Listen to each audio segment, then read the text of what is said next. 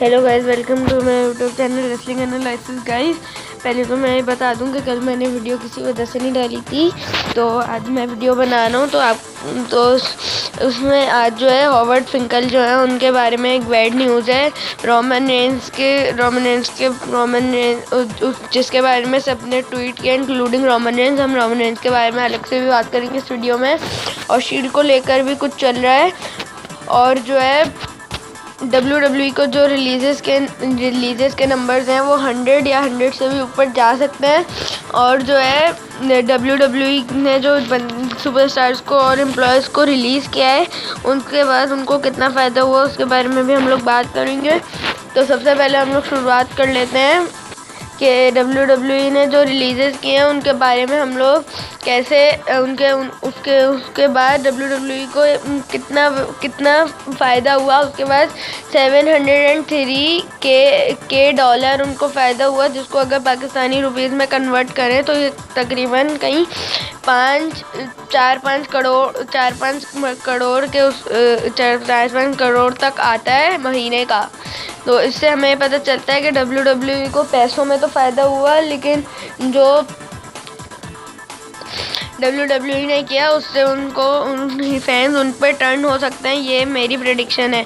और next story की तरफ बढ़ते हैं, जो कि जुड़ी है जॉन मॉक्सली से। अब गाइस, आपको पता है कि जब से जॉन मॉक्सली जो है WWE से गए हैं, वो काफ़ी अगेंस्ट बातें करने लग गए हैं। तो उन्होंने अभी एक और अगेंस्ट बात की है WWE की। उन्होंने कहा है कि जो है WWE एक गलती करती है जो कि हमारी कंपनी कभी भी नहीं करेगी, मतलब कि AEW कभी भी नहीं करेगी। जॉन मॉक्सली ने ये कहा कि हमारी जो कंपनी है वो फैंस की बहुत केयर करती है, वो फैंस को वही दिखाती है जो फैंस चाहते हैं, लेकिन WWE ऐसा नहीं करती। WWE सिर्फ अपनी चलाती है। अब ऐसा भी नहीं है कि सिर्फ WWE अपनी चलाती है, लेकिन बहुत कम होता है कि WWE फैंस की पसंद का कुछ दिखाए उनको। तो जॉन मॉक्सली ने इस पर ये कमेंट किया था। हम अपनी नेक्स्ट स्टोरी की तरफ बढ़ते हैं, जो कि जुड़ी है WWE के सुपरस्टार से, जो कि हो चुके हैं रिलीज़। तो अब उनकी उनके जो नंबर्स हैं वो 100 या 100 से भी ऊपर जा सकते हैं। तो गाइस, अपडेट तो ये आ रही है कि जो रॉ और स्मैकडाउन है वहाँ से सुपरस्टार्स नहीं जाएंगे, बल्कि सुपरस्टार जो हैं वो जाएंगे NXT से ज़्यादा। तो गाइस, अब देखो WWE ये काम तो गलत करी है कि सुपरस्टार को रिलीज़ कर रही है। अब आप देखो तो उनको भी तो जॉब चाहिए, उनको भी तो अपना घर चलाना है। वो कैसे चलाएंगे? WWE के पास तो फिर भी इतना पैसा होगा ना कि वो अपना घर चलाएं, लेकिन उनके पास तो नहीं होगा।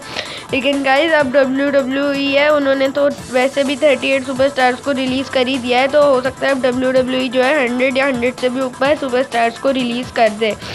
नेक्स्ट स्टोरी की तरफ बढ़ते हैं, जो कि दोबारा से जुड़ी है रिलीज है सुपरस्टार से। गाइस, आपको पता है कि काफ़ी सुपरस्टार रिलीज़ हुए, तो वहाँ से जो 2 सुपरस्टार्स हैं उनकी हिंट मिली है हमें कि वो WWE के बाद किसी दूसरी कंपनी में जा रहे हैं।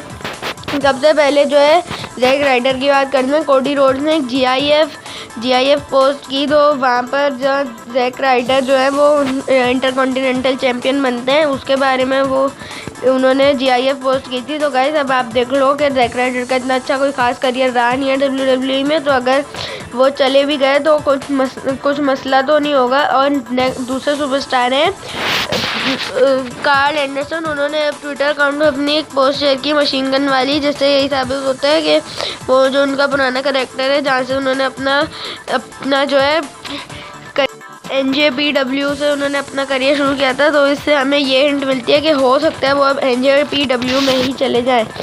नेक्स्ट स्टोरी की तरफ बढ़ते हैं, जो कि जुड़ी है शील्ड से। गाइस, अब आपको याद होगा कि मनी इन द बैंक 2013 का जो था, वहाँ पर जो मैच हुआ था शील्ड वर्सेस उसोस का, वो WWE ने दोबारा से अपने YouTube चैनल पर पोस्ट किया।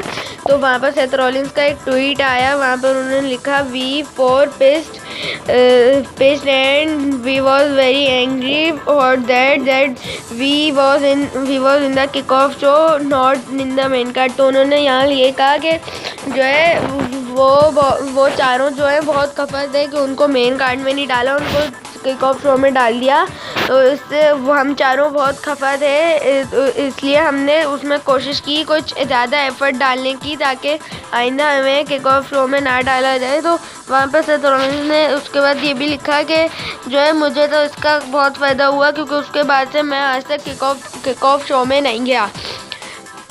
तो गाइज अब आप खुद देख लो कि उस वक्त जो 2013 था, ना शील्ड इतनी सक्सेसफुल थी, ना ऊसोस भी तब सक्सेसफुल हुए जब उन्होंने अपना ब्लैक वाला करेक्टर, हील वाला करेक्टर शुरू किया। और शील्ड 2013 थी तब उन्होंने तब तो उनका नाम बनना शुरू हुआ था। फिर उसके बाद तो शील्ड ने मेन इवेंट में ही जगह ले ली थी, वो जो है, और फिर उनके पास फैंस का भी काफ़ी सपोर्ट आ रहा था, इसीलिए जो है अब सेथ रॉलिंस ने ये कहा। और अब आप खुद भी देख लो कि उनको सेथ रॉलिंस को इस बात का कितना फ़ायदा हुआ है। नेक्स्ट स्टोरी की तरफ बढ़ते हैं जो कि जुड़ी है नेक्स्ट एंड फाइनल स्टोरी की तरफ बढ़ते हैं जो कि जुड़ी है हॉवर्ड फ्रैंकलिन से। गाइस अब आपको पता तो चल ही गया होगा कि हॉवर्ड फ्रैंकलिन जो है वो WWE का इतना पुराना नाम, अनाउंसर, हॉल ऑफ फेम है।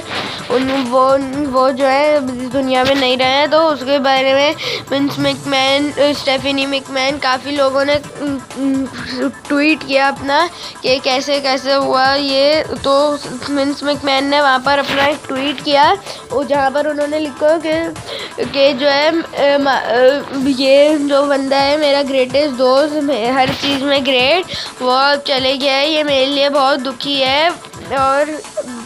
और जो है मैं बहुत सैड हूँ इसके लिए।